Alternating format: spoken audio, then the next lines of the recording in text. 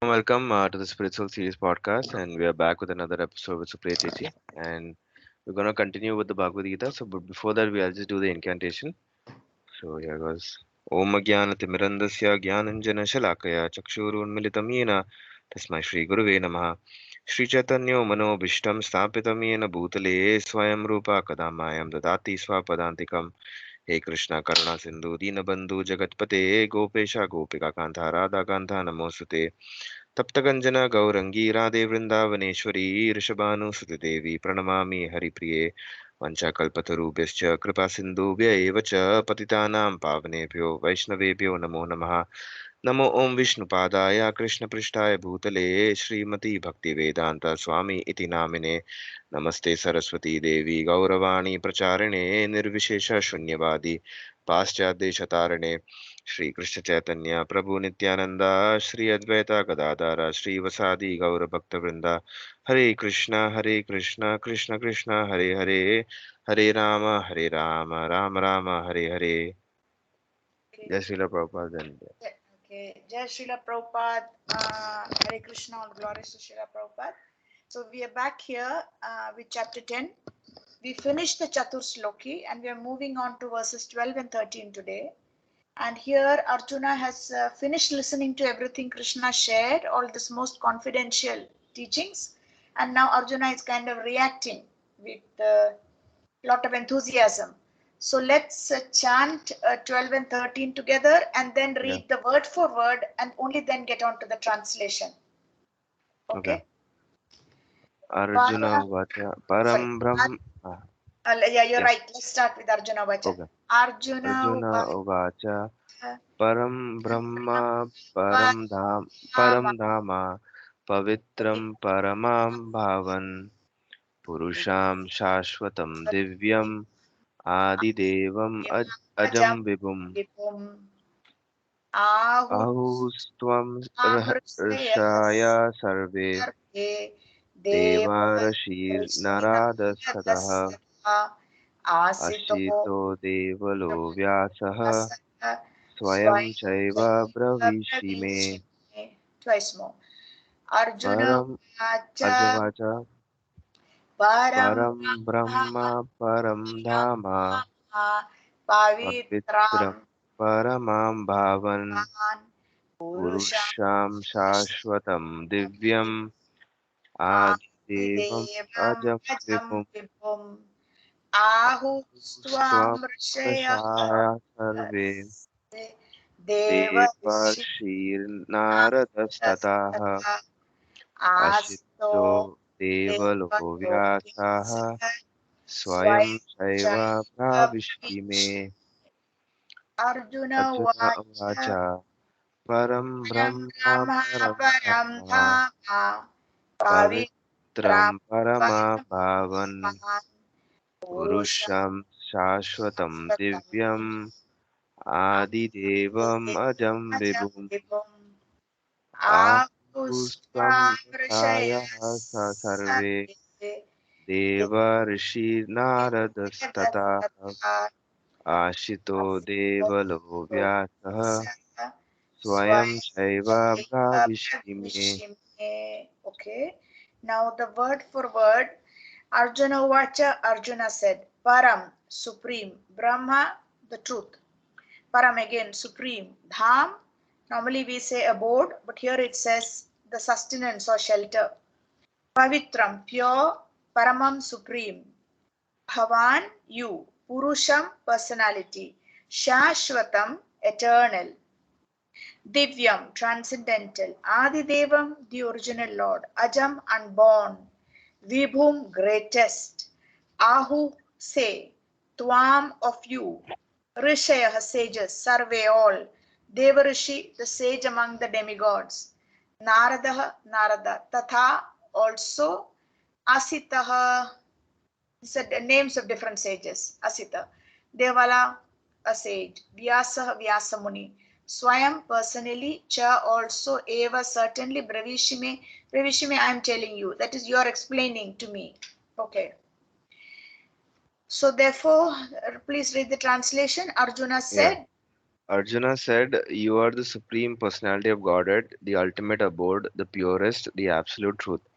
You are the eternal, transcendental, original person, the unborn, the greatest. All the great sages such as Narada, Ashita, Devala, and Vyasa confirm this truth about you, and now you yourself are declaring it to me." Okay, so Arjuna is responding, like as we said, with enthusiasm after everything that the Lord has told him or has revealed. So it's many adjectives. You are the supreme personality of Godhead, sure. The ultimate abode, the purest, the absolute truth. You're the eternal one, transcendental, original person, unborn, the greatest. All the great sages such as Narada, Asita, Devala, and Vyasa confirm this truth about you. This last sentence is important because it is not just as if it is Arjuna who's being swayed by feeling. He's quickly checking it up with Shastra. And Shastra scriptures say that the other sadhus like Narada, Asita, Devala, Vyasa also have already declared this. So Arjuna is not on some speculative platform just being carried away by his feelings. He's backing it up by saying other great authorities have come to the same conclusion about the Supreme Lord Sri Krishna. Okay, purport. Please read this purport. In these two verses, the Supreme Lord gives a chance to the Mayavadi philosopher, for here it is clear that the Supreme is different from the individual soul. Arjuna, after hearing the essential four verses of Bhagavad Gita in this chapter, became completely free from all doubts and accepted Krishna as the Supreme Personality of Godhead. He at once boldly declares, "You are Param Brahma, the Supreme Personality of Godhead," and previously Krishna stated that he is the originator of everything and everyone. Every demigod and every human being is dependent on him. Men and demigods, out of ignorance, think that they are absolute and independent of the Supreme Personality of Godhead. That ignorance is removed perfectly by the discharge of devotional service. This has already been explained in the previous verse by the Lord. Now, by His grace, Arjuna is accepting Him as the supreme truth, in concordance with the Vedic injunction. It is not that because Krishna is Arjuna's intimate friend, Arjuna is flattering him by calling him the Supreme Personality of Godhead, the absolute truth. Whatever Arjuna says in these two verses is confirmed by Vedic truth. Vedic injunctions affirm that only one who takes to devotional service to the Supreme Lord can understand Him, whereas others cannot. Each and every word of this verse spoken by Arjuna is confirmed by Vedic injunction. Okay.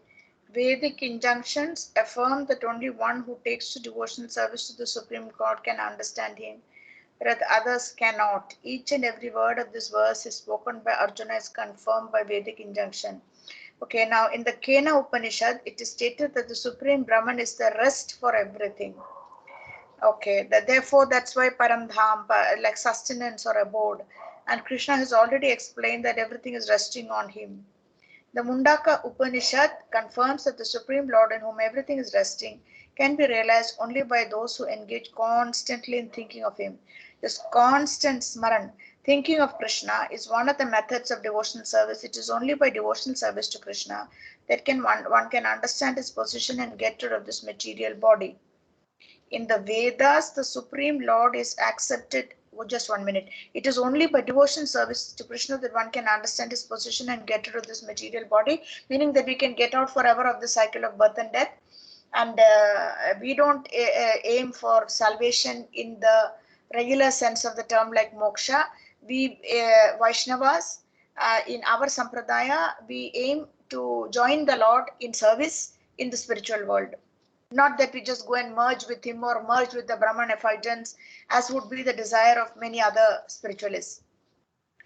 Okay, so here it says only by devotional service can one understand his position and get rid of the material body, because our material attachments and our identification with this material body over so many lifetimes, it's like a glue that stuck us to this material world. We just keep coming back because in this body, let's say that we are kind of averagely or moderately fortunate in life. Let's just say that. Presume, take some kind of mythical character who he or she satisfies and fulfills certain degree of his desires, but in doing so he still has given rise to a lot of other aspirations and desires. This brings him back in another life to fulfill them. Like that, it's like a chakkar. It just goes on and on, this samsara jal.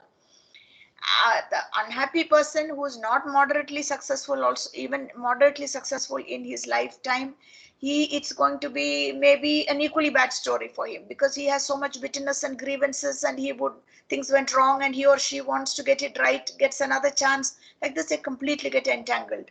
But when we develop uh, affection for Krishna and through devotional service get so attracted, that attraction is supposed to make us come unstuck. That is just so much more powerful. Our thoughts and our aspirations now are all about how can I actually directly interact with such a personality, how can I see more of his hand in my ordinary life, and why am I stuck here? The spiritual world is supposed to be very beautiful, and free of misery. So in that sense, that constant attraction is the only thing, like let's say that it makes us impervious even to our misery and material sufferings. Therefore, that is the way we can get out of the cycle once and for all. Please read in the Vedas. In the Vedas, the Supreme Lord is accepted as the purest of the pure. One who understands that Krishna is the purest of the pure can become purified from all sinful activities. One cannot be disinfected from sinful activities unless he surrenders unto the Supreme Lord. Arjuna's acceptance of Krishna as the Supreme Pure complies with the injunctions of the Vedic literatures. This is also confirmed by great personalities, of whom Narada is the chief. Krishna is the Supreme Personality of Godhead, and one should always meditate upon him and enjoy one's transcendental relationship with him. He is the supreme existence, he is free from bodily needs, birth, and death. Not only does Arjuna confirm this, but all the Vedic literatures, the Puranas, and histories. In all Vedic literatures, Krishna is thus described, and the Supreme Lord himself also says in the fourth chapter, although I am unborn, I appear on this earth to establish religious principles. He is the supreme origin, he has no cause, for he is the cause of all causes, and everything is emanating from him. This perfect knowledge can be had by the grace of the Supreme Lord. Here, Arjuna expresses himself through the grace of Krishna. If we want to understand Bhagavad Gita, we should accept the statements in these two verses. This is called the parampara system, acceptance of the disciplic succession. Unless one is in the disciplic succession, he cannot understand Bhagavad Gita. It is not only possible by so-called academic education. Unfortunately, those proud of their academic education, despite so much evidence in Vedic literatures, stick to their obstinate conviction that Krishna is an ordinary person. Okay, going back to the previous para and the one even before that, which says one cannot be disinfected from sinful activities unless he surrenders unto the Supreme Lord, because the Supreme Lord is compared to the sun, which reaches even foul places. Once the sun is high up in the sky, noontime, its rays can reach the furthest corners, and it can reach even filthy places where, say, there is stench of urine. And we even have, and the sunlight makes that urine evaporate and the stench go away. We have practical experience when we deal with elderly people. They are not always in control of their organs, and slightly something is smelling foul. It's not yet enough to it's not bad that we have to wash it and they need it back quickly. That garment, just put it out in the sun, and in no time when you take it back there'll be no smell at all. So the same thing the Supreme Lord has. When we surrender unto him, he takes away our papam, or all our sinful activities. He transforms our heart, and bhakti is supposed to be something that can start reducing the stockpile of bad, impious deeds which are waiting to fructify and burst into our lives and cause us disease and unhappiness and tragedy and so on. But bhakti to the Supreme Lord literally steps in and start cleaning the mirror of the heart, and he also starts reducing the stockpile of bad karma that we have. So this is, of course, we are talking about when across lifetimes there's a huge pile up. And what he can do, when people say, does bhakti really change your karma? No, nonsense. What's the use? And why should I give bhakti to Krishna? I am again going to experience all the karma I want. The difference is Krishna can adjust, because let's say there's a whole ocean of karma which we piled up, good and bad, and someone is there taking glassfuls of that and pouring it into our life. He can very much adjust things. He can adjust things in such a way that the timing of one big shock or whatever is the same as the timing of something very positive. So we don't get hit so badly by the shock of that he can make these kind of adjustments. That is why it is like so important to have Krishna as our friend, and only he can we can be disinfected from sinful activities only when we surrender unto the Supreme Lord. He changes our taste and our appetite for doing sinful things. Mm. Every day you see of here, apparently drugs is a very big thing here in Kerala now. And it's I think recently a mother and a son, the son fled, the mother looks a perfectly normal, average, respectable, middle class lady. She's not some modern hag or anything, but she apparently what methadone or something, mtdh, something that the Yeah, papers are going on the about. yeah, okay. Yeah, I'm so not they sure. have like lots of stock inside the house. And the mother and son together were making big money. The son was obviously an addict. They were preying on school people and introducing them. And once you're introduced, I mean, this is one thing that's really tricky. This drug stuff, if you develop a taste for it or you get into the clutches of these people, it's hard to get out. So it's that kind of so much of sinful activity is going on, all by extremely misled the youth and the generation, and misled adults who are not giving anything, any way out of this material misery to people. So they look for short-term solutions and like just get a temporary high by drinking or by taking these drugs, and they fall even more and more into that pit. So Krishna is the supreme personality of Godhead. One should meditate upon him. All right, we've been told all that. Not only does Arjuna confirm this, but all the Vedic literatures, the Puranas, etc. And here he is saying in the fourth chapter, he said, although I am unborn, I appear on this earth to establish religious principles. We know that.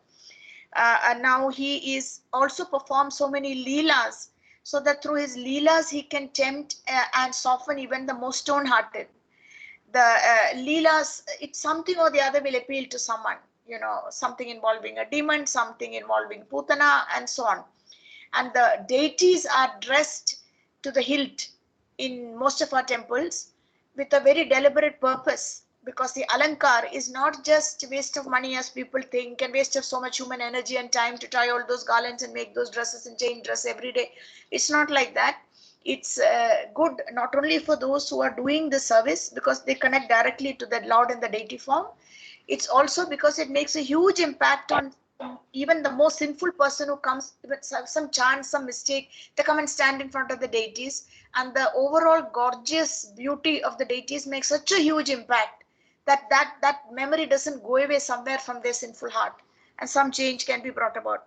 Last paragraph which you just read, here Arjuna expresses himself through the grace of Krishna.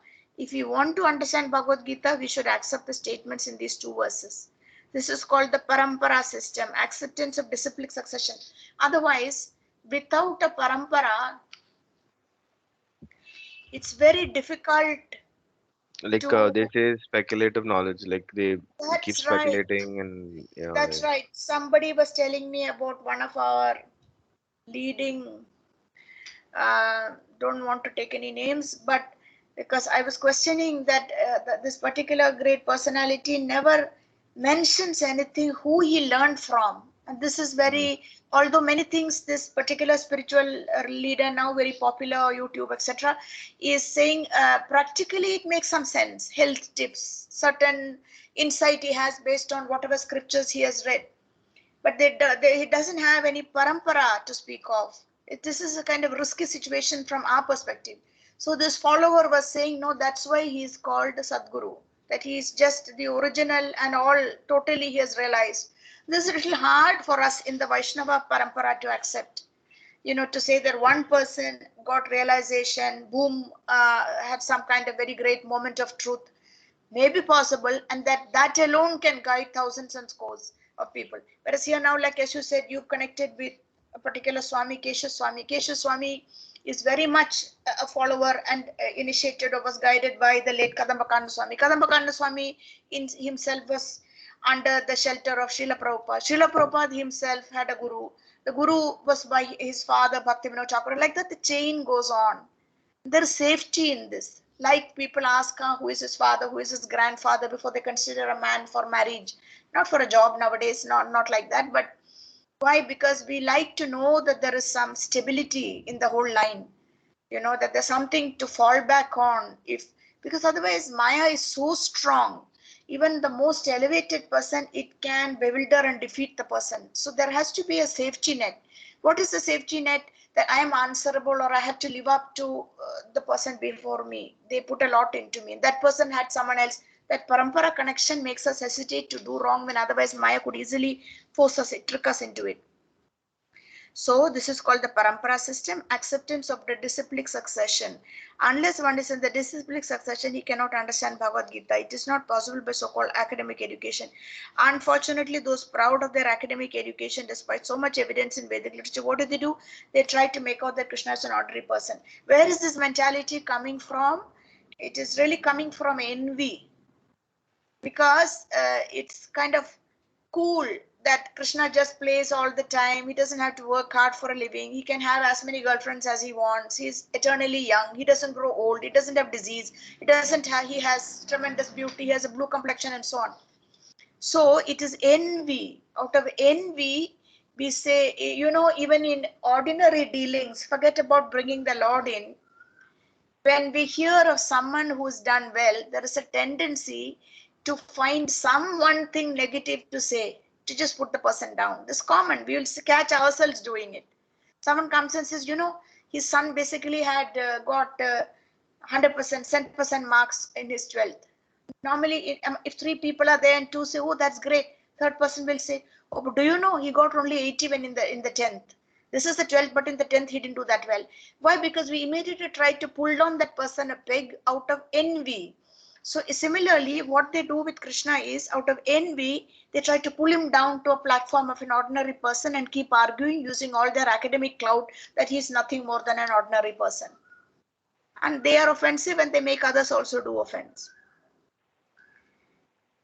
Okay, next verse, please, the 14th verse. Let's chant together. सर्वम् एतादृतं मन्ये Yanma यन्मं वादशी Keshav नाहि ते भगवान् व्यक्तिं विदुर्देवनादानवः Again. सर्वम् Sarvam एतादृतं मन्ये Yan यन्मं वादशी Keshav नाहि ते भगवान् व्यक्तिं विदुर्देवानदानवः once more. सर्वम् एतादृतं मन्ये यन्मं वादशी केशव नाहि ते भगवान् व्यक्तिं विदुर्देवानदानवाः Okay, a word for word. Sarv सर्वं yeah all. okay Etad this rhythm truth. Manye I accept yat which mam unto me vadasi you tell. Keshava O Krishna. Na is never. He certainly. Te your Bhagavan.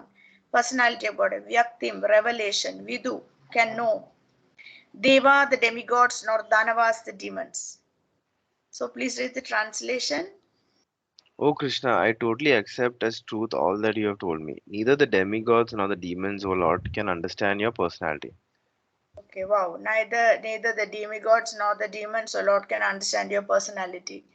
And we certainly know this from the example of Indra, for example, who doubted Arjuna, Brahma, who doubted Lord Krishna, Brahma, who doubted that the Lord could actually make the calves disappear.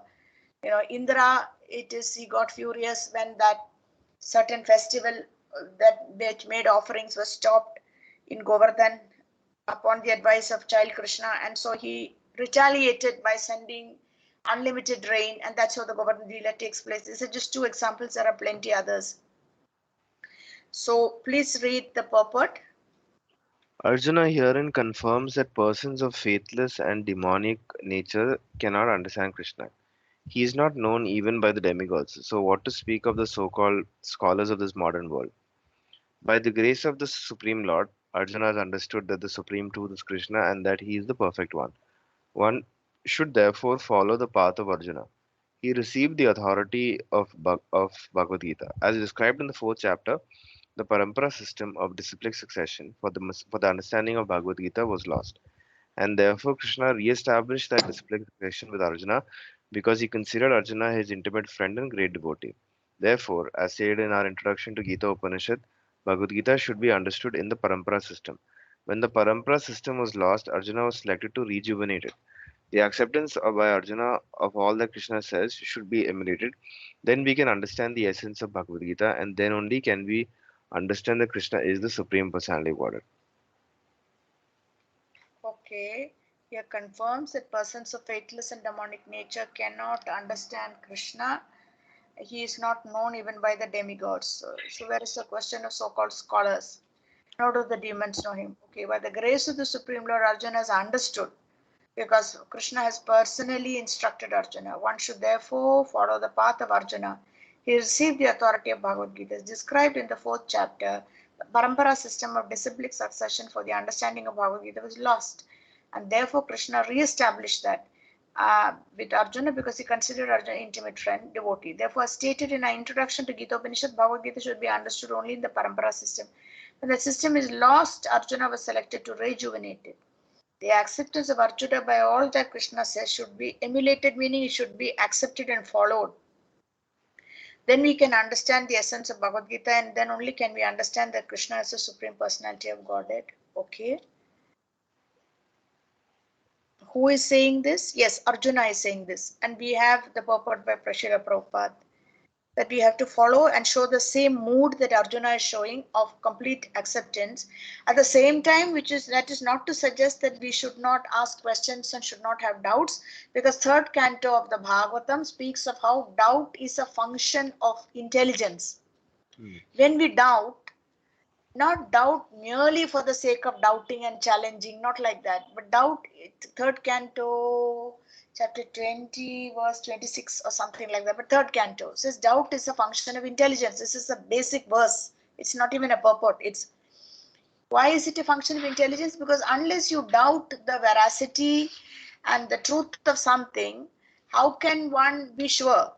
And by doubting like this, we can stumble on new uh, information. For example, recently someone had on Ram Navami, someone sent me a video with 10 deities of Ram Sita. The second one said Ayodhya. But the whole Alankar, small deities, not so big. Okay, brass, not stone. And I just asked, I said, how can it be Ayodhya? It looks very South Indian. So then she and I, this lady who sent it, this friend, she and I, we kind of thought about it and argued a little bit and then realized Kumbhakonam is considered the Ayodhya of the South.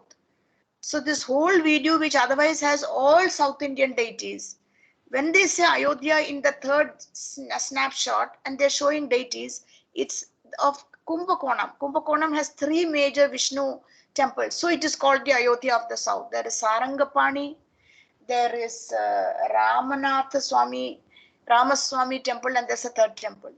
So like that, because we doubted, we challenged and we said, oh, this, they're pulling a fast one. How can this be Ayodhya? This is not what the Ayodhya deity is. So first she said, oh, this must be old deities. I said, no, this is something else that's meant here. And then when we started, we compared and kind of cross-checked, we figured out this is what they mean by Ayodhya. Ayodhya is those were deities from Kumbhakonam. So there's actually like I was seeing this. I don't know if you've heard, but there's Yeah. some I think there's a person called Anand Neelkandan. Yeah, I Um, know. I know. I know. yeah, Yeah, author. Yeah, he author. Yeah. yeah he I think him and also this Devdutt Patnaik, they mentioned that when it comes to the Ramayana, when there was this Chola dynasty was there, right? So that was ruling the south of India. So Yeah. when they had spread their like they kind of sent ships to the southeast of Asia, Mm. and along with that, like they plundered Southeast Asia and they set up like temples and they kind of they exported a lot of the Hindu culture, like whatever that the culture of the Hindu, Right. that the tradition and all True. that. So another they sent True. it to that this thing and all that. And there's an Angkor Wat temple, there's a Hindu Yeah, temple yeah, there. Cambodia. Beautiful. So Yeah, yeah. so that Ramayana is also like there's a Ramayana version in, I think it's in Cambodia, I think, but there's a Ramayana version where they have their own Ayodhya in their own place or something like that. They Okay. have like something which is like so you were saying that, so this is where actually I'd heard this point before, where the different parts of, even I think maybe in different parts of India also maybe, but not just India, but even other like especially Southeast Asia, because that's where like the main like Hindu thing actually just went there. And The yeah, influence, yeah, yeah, the so spread, the different parts of India have like different regions where different they versions. consider No, they they consider consider local that Ayodhya. yeah, they consider their that place as an Ayodhya, or Sure, this is, partly, yeah, yeah, so partly I that's what, think you'd see this is because of the difficulty of travel in those times. yeah. And actually, speaking like that, in Mayapur, I'm sure when you go to Vrindavan, and if you are able to go to Mayapur, in Vrindavan there is Shyamakund and Radhakund. Certain leelas took place. The demon was killed. Krishna had blood on his hands. Radharani said, "Don't come anywhere near us until you washed off the blood." She creates, they break their glass bangles and dig and create water, and that is Radhakund.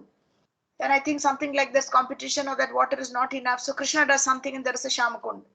Mhm. So this in Mayapur, where Bhakti Siddhanta Saraswati is kept in Samadhi, buried, that is Srila Prabhupada's own guru. There, everything is created there within that little compound, which was his estate. You say this is Shamkund, this is Radhakund. It is not exactly like a bonsai version, but Mm. so that the real Shamkund and Radhakund is pretty tiring to do a circumference, Mm. to do the parikrama. Here, you can do it with maybe like 50 steps. So I don't know what the reasons were, and these are considered as pure as the others because they were initiated and installed by such a great personality. So it's partly, I think, something to do with the difficulty of travel in those times. That they say, yahan pe bhi hai, you don't have to go all the way to Ayodhya, our local Ayodhya here, and also somewhere else and somewhere else. As long as that the The feeling of, sentiment or the feeling and is like yeah, the the same, feeling like, of very great reverence and respect and everything for Ayodhya, Lord Ram's Ayodhya is there intact, and you worship your deity. Because how many in the olden days could kind of make it all the way to Ayodhya in the north, given the state of travel and etc. Yeah, that's that there. That's the that explanation. that Yeah, that point also would be like something that the Ram Bucks also wouldn't like they wouldn't wouldn't like like yeah. too much. But actually, that's kind of the truth. That's why even they say like when the I think wherever I think Prabhupada also says something like wherever uh love of Krishna is there is where Vrindavan also That is is there, or something Vrindavan. like Vrindavan Exactly. also is in the same Yeah, place. it's a So yeah, very fresh and more natural definition. Whereas, yeah, absolutely, like you say, this hardcore Rambucks, they don't accept it. That's rather narrow, and then it becomes a kind of ritualistic approach to Lord Ram and his worship, as if he cannot appear in the hearts of devotees. As if he did not appear as deities in some other parts of India. Anyway, there's also a lot of politics involved in all yeah, this. that Politics, you why? can get Yeah, you can get it lost pays into it. to say only there. So then all the Yeah. funding has to go there. Then that place becomes a great attraction and so on and so on. And talking of, well, like we hear they were talking about how the demigods can't understand, nor can the demons. I mean, in our contemporary times, this Amritpal Singh is really leading the police up, what do you call, like a dance? What is the word? Up the garden path. He's just Mm. making monkeys out of them, no? I Yeah, don't think they're any nearer to catching him. He just says he's going to surrender, then he says doesn't surrender, then he will say Gurudwara, then he says it's just going on for so many days. it also shows how the police is not weak. They're not that good when it comes to the My job. friend, yeah, my friend was saying they are all in collusion. Otherwise, how could he have got? He's seen in Delhi, then he's in Nepal, then they say no, he's back in Himachal. That they're all colluding. A lot of collusion is there. He's got his agents, but I think more than collusion, like you said, is just the inefficiency or the incapability of the forces that they're not able to crack down on this guy. Anyway, demonic is demonic. All right. So the what are we saying here? Yeah, Arjuna herein confirms that the persons of faithless and demonic nature cannot understand Krishna. He is not known even by demigods. Where can he known by the scholars? In the fourth chapter, the Parampara system. Yeah, we just finished this. So we can move on to the 15th verse. Yeah. Yeah. Swayam Swayam evatmanatmanam evatmanatmanam vedat veda tvam purushottama bhuta bhavana bhuteshu bhutisha deva deva Devadeva jagatpate Jagatpate. Swayam Swayam evatmanatmanam evatmanatmanam veda tvam purushottama bhuta bhavana Bhavana bhutesha Bhutesha deva deva Devadeva jagatpate Jagatpate. Once more. Swayam Swayam eva manatmanam evatmanatmanam veda tvam purushotama Vedavachana bhuta bhavana bhutesha deva deva jagatpate. Jagatpate. Okay, word for word. Please read. Swayam. Swayam personally, eva certainly, atmana by yourself, atmanam yourself, veta no, tvam you, purushottama, O greatest of all persons, bhuta bhavana, O origin of everything, bhutisha, O Lord of everything, Deva Deva, O Lord of all demigods, Jagatpate, O Lord of the entire universe. Indeed, you alone know yourself by your own internal potency, a supreme person, origin of all, Lord of all beings, God of gods, Lord of the universe. So Arjuna is um, kind of glorifying the Lord, and he says, "You're so great that only you can really fully understand or know yourself by your own internal potency." Lord Krishna doesn't need any assistance from outside or any intervention. O supreme person, origin of all, Lord of all beings, God of gods, Lord of the universe. This only you alone can know yourself by your own internal potency.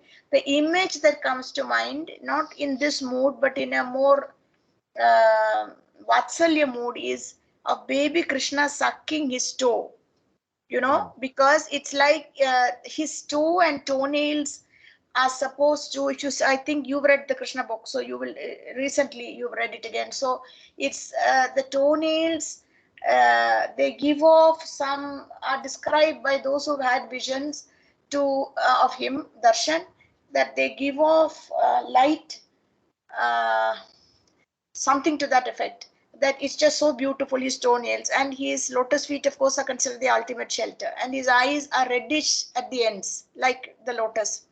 So the toenails, he sucks his toes and feet, not his finger, not as in baby suck our thumb. He plays with his feet and sucks the toe to taste the sweetness that the devotees are talking about. So that is a frequent image that we come across, yeah, in terms of visuals or paintings. Okay, Papa, the Supreme Lord. Yeah, please read. The Supreme Lord The, Krishna. the Supreme Lord Krishna can be known by persons who are in a relationship with him through the discharge of devotional service, like Arjuna and his followers. Persons of demonic or atheistic mentality cannot know Krishna. Mental speculation that leads one away from the Supreme Lord is a serious sin, and one who does not know Krishna should not try to comment on Bhagavad Gita. Bhagavad Gita is the statement of Krishna, and since it is the science of Krishna, it should be understood from Krishna as Arjuna understood it. It should not be received from atheistic persons. As stated Okay, in, yeah. Srimad Bhagavatam. All right, we're coming to it. Just one thing, I was watching a video, pretty convincing video. It was basically exposing Devadatt Patnaik's version of the Bhagavad Gita. Mhm. And the person does a very thorough job. That Devadatt Patnaik's other books, I have no idea, but the Bhagavad Gita, the kind of translation he gives are totally off the top. It's Mm. for a teacher, it is very interesting for me. How has he gone and translated something he calls family property, when actually it is the verse that's talking about, uh, I should listen to that video again. The expose is done by somebody called Nityananda someone. He's not a spiritualist or anything. He's just a person in a regular karmi job, but someone who's taken the trouble to study Bhagavad Gitas, and just to bring this particular, to expose this Bhagavad Gita. It's utterly misleading. Totally. I've never seen. It's just interesting how someone can take such liberties with a book that we are more or less familiar with. His other stuff that Devadatt Patnaik talks about, maybe he knows. I don't know, because I don't know those topics, and maybe he's very well informed. All right. So, as stated in the Srimad Bhagavatam, Vadanti tat tattva vidas tattvam yajnanam advayam brahmeti paramatmeti bhagavaniti shabdyate. Oh, I'm pressing something. So, right. This is again like practically, this is very important. The supreme truth. Yeah, please read the purport. Yeah, the supreme truth is realized in three aspects as impersonal Brahman, localized Paramatma, and at last the Supreme Personality of Godhead. So, at the last stage of understanding the absolute truth, one comes to the Supreme Personality of Godhead. A common man or even a liberated man who has realized impersonal Brahman or localized Paramatma may not understand God's personality. Such men, therefore, may endeavor to understand the Supreme Person from the verses of Bhagavad Gita, which are being spoken by this person Krishna. Sometimes the impersonalists accept Krishna as Bhagavan or they accept his authority. Yet many liberated persons cannot understand Krishna as the Purushottama, the Supreme Person. Therefore, Arjuna addresses him as Purushottama. Yet one still may not understand that Krishna is the father of all living entities. Therefore, Arjuna addresses him as Bhuta Bhavana. And if one comes to know him as the father of all the living entities, still one may not know him as the supreme controller. Therefore, he is addressed here as Bhutesha, the supreme controller of everyone. And even if one knows Krishna as the supreme controller of all living entities, still one may not know that he is the origin of all the demigods. Therefore, he is addressed herein as Deva Deva, the worshipful god of all demigods. And even if one knows him as the worshipful god of all demigods, one may not know that he is the supreme proprietor of everything. Therefore, he is addressed as Jagatpati. Thus, the truth about Krishna is established in this verse by the realization of Arjuna, and we should follow in the footsteps of Arjuna to understand Krishna as he is. Okay, to go back to the three aspects of the supreme truth as impersonal, Brahman, localized Paramatma, and at last as Bhagavan, supreme personality. So, does Krishna really have? Is he impersonal? Yes, to those who want to see him in the impersonal form, he does have that aspect. See, that's why it says Brahmeti, Paramatmeti, Bhagavaniti Shabdyate. Impersonal means they just see him as the effulgence. There are whole groups that will tell you, I know the Brahma Kumaris are like that. There's nothing beyond that because they're satisfied with that. What is their aim? Basically, to merge at the time of death after having qualified themselves through austerities and penance and so on, to merge with the effulgence, the Brahma Jyoti, and become a tiny spark that joins there. Srila Prabhupada makes a comment that it gets very lonely there. So that kind of jiva then finally falls back, comes down to the material world because you're just stuck there in the effulgence. Localized Paramatma, that means basically you reach a position where you're able to see or to be aware of and to interact with the four-armed Paramatma form sitting inside the heart. As we know, when in the early part of the canto of the Bhagavatam, who was it who has vision of the Paramatma? Is it Narada Muni? Then there is an interaction between Narada Muni and Vyasadeva, and Vyasadeva is very frustrated. Narada Muni tells him why Yeah, he's still frustrated after writing so much. because Yeah, nobody can understand the like nobody's able to understand the message of the Bhagavatam clearly or something like that, right? yeah, And no, like yeah. he's He yeah he some write he is instructed to write the Bhagavatam because whatever is written that far is not giving any oh satisfaction.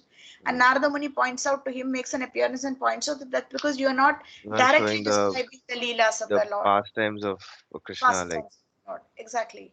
And but before that is Narada Muni in a previous birth, where to whom he has vision of the Paramatma. You know, it's described very clearly the size of a thumb, the forearm, holding those Shankha Chakra, etc. mm, Very briefly, and then when the personality, the Paramatma vanishes, and after that. Narada Muni, that is, I think, in his time as a maidservant son, after the maidservant is dead, his mother is dead of snake bite. So he's lonely, and then after this, then if I'm not mistaken, it is the next birth that he's born as Narada Muni, as okay. sage Narada. Okay, Uh, so there yeah, was go on. one no, there was one thing that I wanted to ask. So Vyasadeva is considered to be the incarnation of Narada in his lifetime, or is he like No, no, uh it's not like that. It is something oh, totally separate. And oh Vyasa, in different yugas, it is like a position. It's a okay, position, like. like Indra, like Brahma, or like something like that, like No, I meant like if you say Brahmaloka, like that. prime minister, there's always a Okay, prime okay, minister in India, let's say. Okay, Prime Minister. And why I'm saying this, because Vyasa, in certain yugas, the Lord himself takes the position of Vyasa Muni. And if you go to conventional temples, conventional meaning authorized Padmanabha Swami, there's a whole separate old idol or deity of Vyasadev, and something that's very difficult to understand. Who does he have sitting on his lap? Ashwatthama, the terrible son of Dronacharya, who did so many crimes, who killed the children of the Draupadi, who almost destroyed Parikshit in the womb of Parikshit, was this in the This thing, right?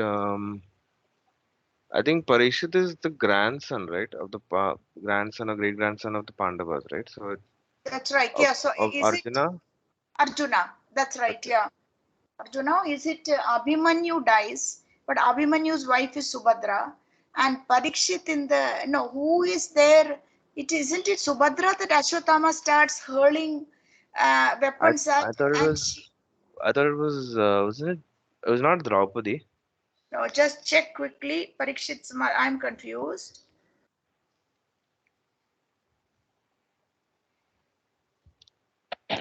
Uh,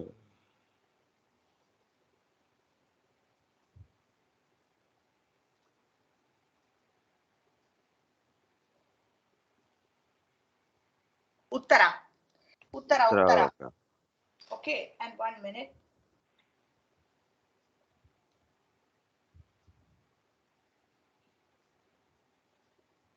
Yeah, Abhimanyu. The same Abhimanyu. Okay. Abhimanyu who died in this battlefield, Arjuna's son, Abhimanyu.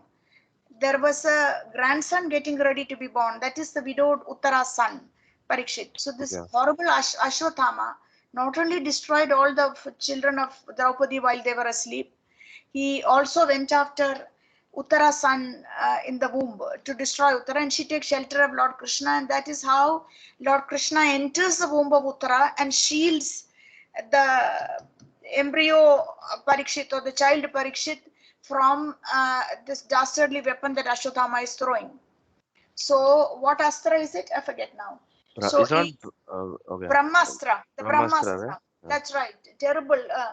So, therefore, Parikshit has seen the Lord in the womb. And after he comes out into the material world, after he is born, he is always searching. That is why Parikshit, he is going on Parishanam, is expecting and going on searching and looking and examining. Is that the Lord I saw? Is that the person I saw in the womb?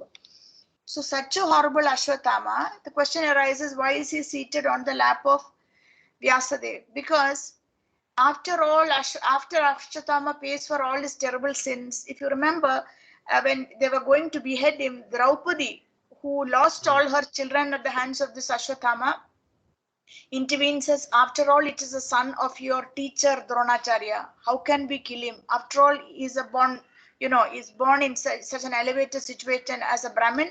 We can't kill him.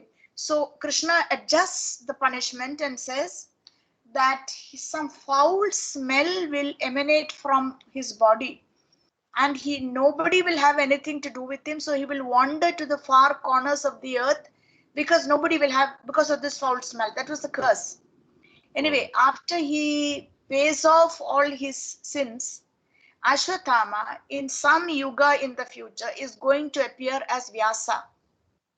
You Okay. see, so that is more like a position. That is why the Vyasadev we know, who authored all this, he has Ashwatthama sitting on his lap. You go even to the Padmanabha Swami temple, it's a dark and dingy cubicle. You have to climb 3 steps on one side of the main deity's sanctum sanctorium. This says very clearly there. All right. So, yeah, we were saying that all three versions of the Lord do exist depending on the desire of the um, aspiring bhakta. The impersonal version, the localized Paramatma. Why do we say localized? Because Paramatma is there everywhere, inside everything. So it's Mm. local. It's not a personality sitting in heaven. Then of course there is Bhagavan available up there in the The personal versus the impersonal. Like I'm reading like the teachings of Lord Chaitanya. yeah, So in that there is this chapter that I think I just finished, which is called like the personal versus the impersonal. And they in over there like they were this is the chapter where Lord Chaitanya is like speaking to Prakashana Saraswati when he goes to right. he visits Banaras. their the Banaras ashram, Yeah, and all the sages are sitting there, and they're kind of asking him why, why is he, you're a sannyasi, and for them they consider people who are like believing in the bhakti tradition to kind of be sentimentalists or like just become too emotional or whatever. And it, he explains the whole thing, and how he like um he says somewhere like that the impersonalistic conception, they have the view of like everything being one, whereas in our tradition it's like the idea, the concept is the simultaneous oneness in the difference of everything. And then he takes Shankaracharya's this thing, what is that, he's like commentary that Shankaracharya had mentioned, yeah, where he gave where he says he's like, actually Shankaracharya did nothing wrong, but the thing is that it was in one sense, I think he mentions somewhere, in one sense it was his duty to actually something. I think this is what he's trying to refer to, but maybe you're trying to say like it was his duty kind of you know make people like to mislead people or something like that, to make people yeah. like To to kind of confuse, to confuse people or something like that in that sense. to take Or away. Yeah, go on. This is in Lord Chaitanya's teachings, is yeah, it? teaching the Lord, yeah, Yeah, so this simultaneous oneness and difference means difference, that we are the same as the Lord in but quality, we are different, in like quantity. yeah. Quantity, we don't have the power to that same extent, whichever the power may be, whatever the quality may be. Shankaracharya talks about that there is no distinction between the Jiva and the Paramatma, and that whole Advaitavad is like that, that you merge totally. Mm. Now, Shankaracharya at the end of his, He also calls him like I think a master of twisting words or something like that. He says like that. really, Uh, uh, yeah, something like he mentions. But also yeah, like yeah. Go on. Sorry, I was just saying that. Yeah. no, so it's, but right at the end of his devotional career, the great Shankaracharya is supposed to have composed this song made popular by Yeah. MS Lakshmi, this Bhaja Govindam, Bhaja Govindam. Bhajagovind. That is, there's nothing more to be done. You stupid fools, don't Yeah. study Don't. and examine and discuss and debate. Just sing the glory of the Lord Govinda and just love him and be devoted to him. So yeah, it's the Advaita Vadins. Shankaracharya is sometimes compared to the Pied Piper of Hamelin who led all the nuisance rats down into, somewhere in Germany. He led them to a watery grave. He just played that sweet music and they all followed him and he led them straight into the watery grave. But with Shankaracharya, it is because the stage had come where there was so much of this Advaitavad and Mayavad, he Hmm. just attracts that whole lot and prepares the scene for the appearance of the next Acharya who can preach um, a personal worship of the Lord. So This he's kind of like a scapegoat or something like that in a sense. Like No, he plays a role allotted or for him. Isn't he okay. supposed to be also a partial avatar of Lord Shiva? Yeah, that's what Shankaracharya, yeah. that's he Shankaracharya. even Chaitanya Mama mentions that like he's like an incarnation of Shiva, but like he obviously he mentions Chaitanya Mama mentions like that Shankara's interpretations and all are all like they are misleading people and all stuff, but Yes, yes, they're in one misleading. Yeah. but in one sense that was his job or something like that. Like his one sense he was incarnate, he took the birth of Shiva, and then it was like I think somewhere he mentions this in that chapter, I think. But I'm not able to get the exact like like the idea of what like I guess the idea of what he's trying to say is that like it was his job in one sense to mislead people, but and because he was an incarnation of Shiva, his duty was so that people can understand what the real essence of the message of the bhakti tradition is, or how trying to show people that that there is this side, but this side is also important or something like I that. will Like, show you something that came up which may explain what is meant by why Shankaracharya melted, because someone had posted on this friendly group. Just trying to see if I can find it quickly. You know, there's this fake Nityananda Swami. oh yeah, that Okay. that island, the one who has the island, that person, or Yeah, I mean, he looks completely weird and off clothes, funny, and he's tricked a whole lot of Americans yeah, into yeah, believing that they can buy a ticket to where? To that Swargalok, no. no, that one island is there, no, that That's right. Kailash. Kailash. Kailash, Kailash, yeah, yeah, That's it. Kailash, That's yeah. Yeah, but somebody had posted this to show there are people who even believe this kind of totally twisted something that makes no sense at all. So I'm not comparing, demeaning, and bringing Shankaracharya to the level of this Mm, fraud. What I mean is there are a whole lot of people who are quite willing to believe this total senseless talk.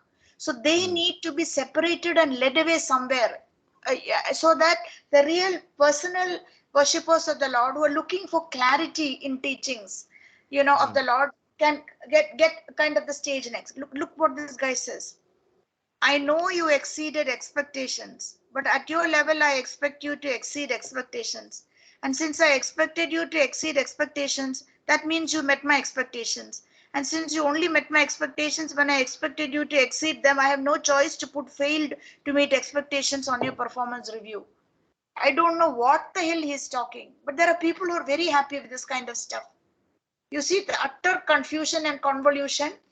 So it's what's it? What but is I don't think like Shankaracharya had like better grammatical skills. No, no, Or no. I'm not like, comparing the two. yeah, What I'm saying yeah, is Mayavad, yeah, where this merging, Mayavad, yeah, it merging of the appeals. one, yeah. Yeah, it appeals all that, like as you said at one stage, Shankaracharya, even when he breaks into the song Bhajagovindam, he says, Mm, stop all this debating and arguing and hair splitting, the tiny details. The people of that Mayavad inclination, why even uh, Prakashananda Saraswati in Banaras. What else was he doing? He was making fun of Lord Chaitanya for just dancing and singing and being mm. happy and repeating the name. That this is not a sannyasi's job. These are ordinary kirtaniyas can do this. So Prakashananda Saraswati was himself as a Mayavadi, and Banaras is the stronghold of these people. Even today, it's Prakashananda Saraswati was very much on this track of argue this small bit and that bit, and eventually everyone gets so utterly confused you forget about thinking about the Lord. But a I whole someday, lot of people, I yeah. yeah, I just sometimes feel like in when it comes to Sankaracharya, like he must have thought like, oh, I fooled all these people. In the end, they just do, and in the end, I just had the last laugh or something because I'm singing Bhaja Govindam mood out there, and Yes, everybody they else are is like, sitting there everybody else is getting fooled, or this is and they are sitting um there still arguing and debating and yeah. fighting. Yeah, absolutely. And did you know that Madhvacharya, if Shankaracharya is considered a partial avatar of Lord Shiva, Madhvacharya is considered an avatar of partial or full, I don't know, of Hanuman. So Oh. in the Madhva temples, especially in Udupi Krishna temple, if there is Krishna here, on one side there is a Hanuman Devaru, as they say, and there's an elaborate evening puja, tong tong tong tong, with lot of brass gongs and everything. They even have a name for the puja. So they treat, because the Hanuman Shakti is supposed to have come to Madhvacharya. And Madhvacharya performed all kinds of miraculous feats as a young boy. Some Rakshasa attacked in the village where he was born, Pajaka Kshetra. He took a leap from one hill to another. He could eat, I don't know, 56 bananas at one time. All kinds of That's a miraculous things. lot of Yeah, that are kind of normally associated with the strength and capacities of Bhima and of Hanuman. So oh shall we? Yeah. So shall we stop here because it's almost yeah, 6 yeah, o'clock. Okay, and I have to carry on with. yeah, so Right. Okay, so I'll try and find that particular video, at least the sections that expose Devadatt Patnaik's mistranslations of the Bhagavad Gita are worth I found it actually very fascinating and interesting that how can someone take such liberties. The whole Mm. thing is about exposing Devadatta Patnaik. Okay, you can say it's a matter of opinion, but specifically Bhagavad Gita, there are just certain number of Yeah. minutes devoted to, and they give the particular verse and the chapter. Something he translates as Kshetra Kshetrajna. That those verses that That come in the 13th chapter. 13th chapter, yeah. Yeah, he's Knowledge, translated knower in the object, field. what is it? Field, Yeah. knower of the field, and yeah, okay. That's right. Basically, it's a reference to the Jivatma who knows only Yeah. his immediate body, which is the field. Paramatma, who's an knower of all field. This Devadatta Patnaik translates as family property. It's just because it's just too much. It's just too fantastic, and people are believing all this stuff. Anyway, okay. So I'll see you next week. Okay. Okay. Thank you. Yeah. Hare Bye, Krishna. Hare Krishna. Yeah. Bye.